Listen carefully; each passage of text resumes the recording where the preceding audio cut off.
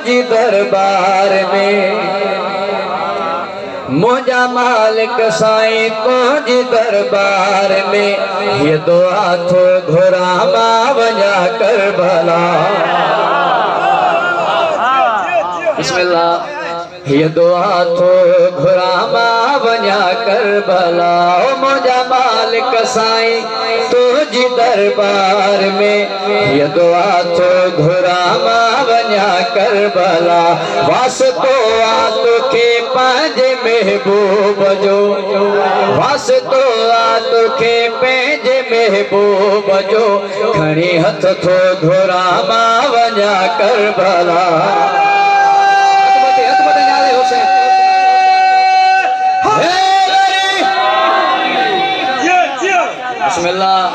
बिस्मिल्लाह बेहतरीन मिसरो अज़ादारनि जे हवाले मौला हुसैन जो अज़ादार मौला खे मञण वारो जॾहिं करबला वेंदो आहे वरी घर मोटी ईंदो आहे असां मौला जा अज़ादार हुन खां हिकिड़ो सवाल कढो कयो त फुल हुसैन हो मूं ॿुधो ज़वार का मशहद अदर मूं ॿुधो ज़वार का मशहद अदर हुबहू आहे जन्नत रज़ा जो शहर अल्लाह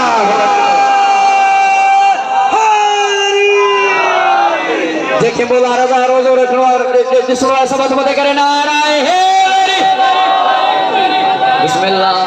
बिस्मिल्लाह अज़ादार मौला का सवाल करो ता क्यों बुधो ज़वार का मशहद हुबहू आहे जन्नत रज़ा जो शहर हो नबियन जा खुदा कर कमूते नजर नबियन जा खुदा कर कमूते नजर वनी मशहद ॾिसां मां वञा करबला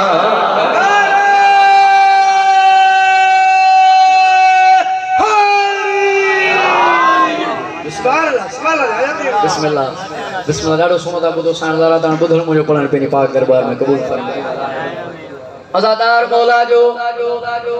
मां पंहिंजी दुआ घुरां थो इन दुआ में तव्हां सभु अज़ादार शामिल आहियो मां सभिनी अज़ादार जे तरफ़ां दुआ थो बीठो पढ़ां इलाही आमीन चओ त तव्हांजी दुआ क़बूल थी वञे बेहतरीन मिसरो अज़ादारनि जे हवाले न वञो यादे हुसैन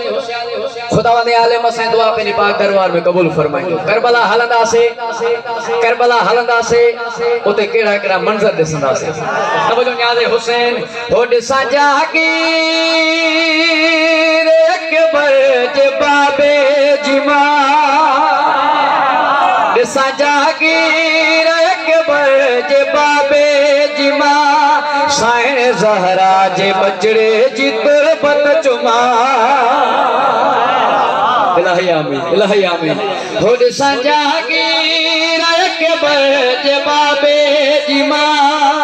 साईं ज़हरा जे बचड़े जी तुरबत चुमा इनास कमे मां मालिक थोरो ईंदो वता इनास कमे मां मालिक थोरो ईंदो वता वञी लोहा पढ़ा मां वञा करबला